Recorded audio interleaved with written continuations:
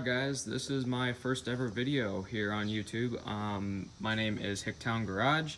I'm going to be kind of doing some car videos, truck videos, all that good stuff. Well, I thought I'd kick it off with my latest project. This is a 1990 Chevy truck with a 350 small block in it and a 700 R4 or 4L60, whatever you want to call it, behind it.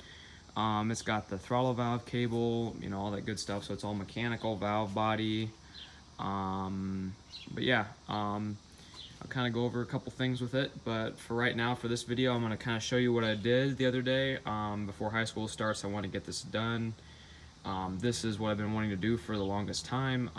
It wasn't too difficult, but I mean, it all went together pretty well. I'll kind of go over it here. So yeah, I carb swapped my truck. It had the old school 2-barrel throttle body on it, the throttle body fuel injection. It ran like crap. It didn't want to start hardly ever. You know, I go up a hill and it would bog way down. But yeah, so I'll kind of go over here with you. But right now I just got the Rochester Quadrajet on there, and I have in my cab of my truck actually, I have that. The Edelbrock 1406. That's going to be going on here probably pretty soon. But for right now, I picked this up and it seems to be working pretty good. But yeah, so I'll go over some model numbers. I'll give you guys some model numbers later on, but here is my intake manifold. It's just the Edelbrock Performer intake. And as far as I know, if your truck is an 88 to 1992, you can do the swap with no problems. Yeah, because this guy here, there's a throttle valve cable which is right here, and it runs back to this, and it runs down to the transmission. And then I just got the return spring and then my throttle for my throttle pedal. But yeah, so it runs pretty good, shifts great. Some people said online, I've watched a lot of YouTube videos and stuff like that about people carb swapping these trucks, and they say you have to run a Holly.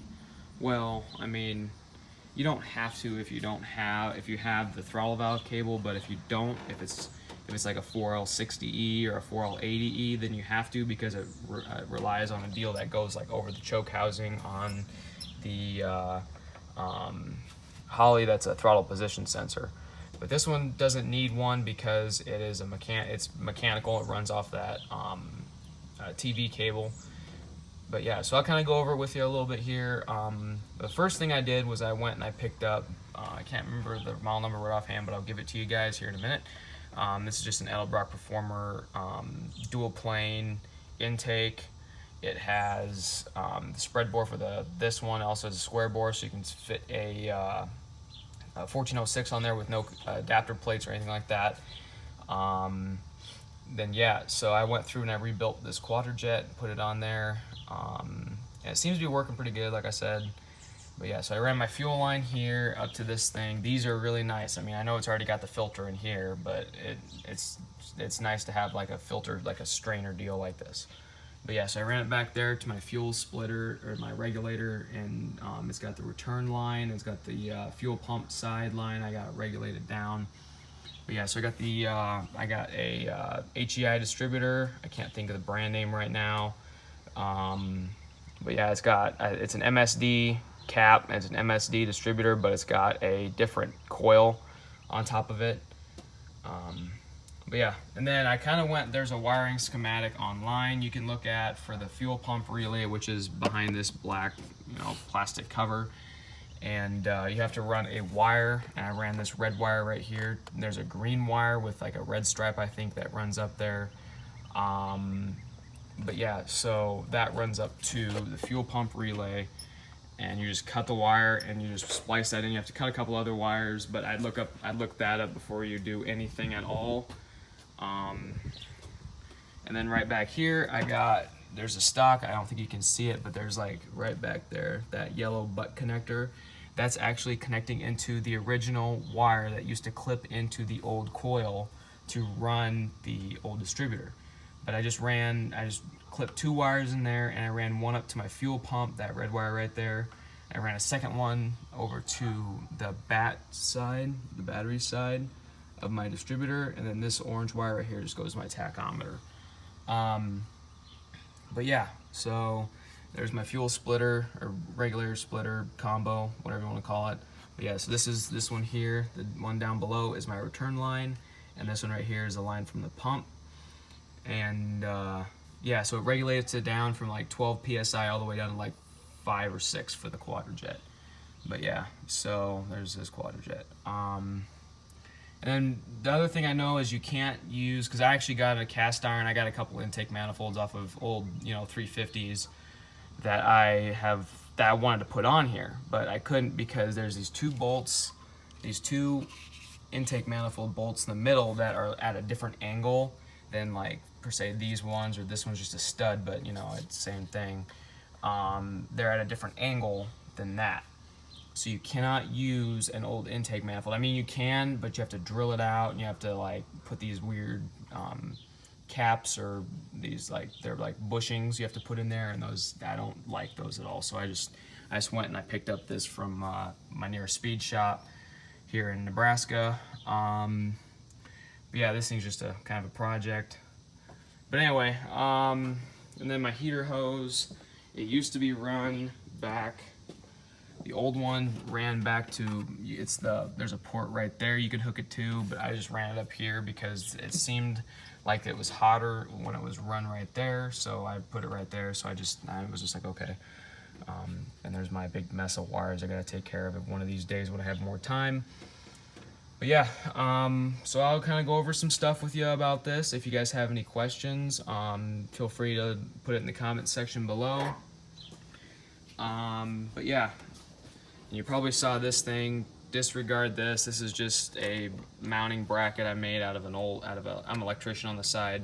I made this out of just a plastic box. This runs all my stuff, and then this is just from the battery. And I got my big battery cable for my starter here, but I got another one coming on the way, one that sits in its a little enclosure so it doesn't look all ugly and whatever. It's terrible.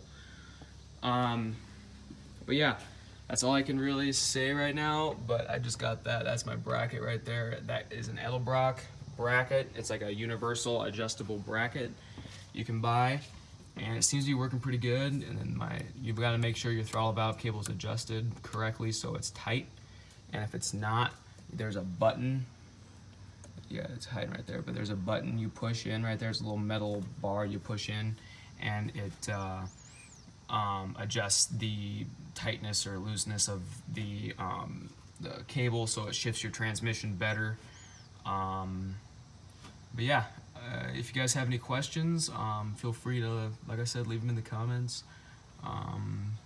Yeah, but the other thing is, you make sure you get this Edelbrock intake. I'll give you guys the model numbers here.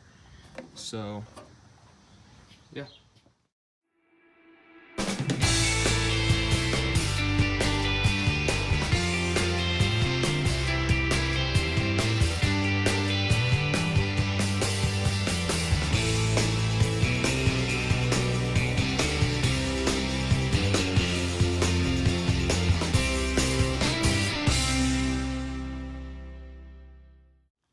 Alright guys, I'm back.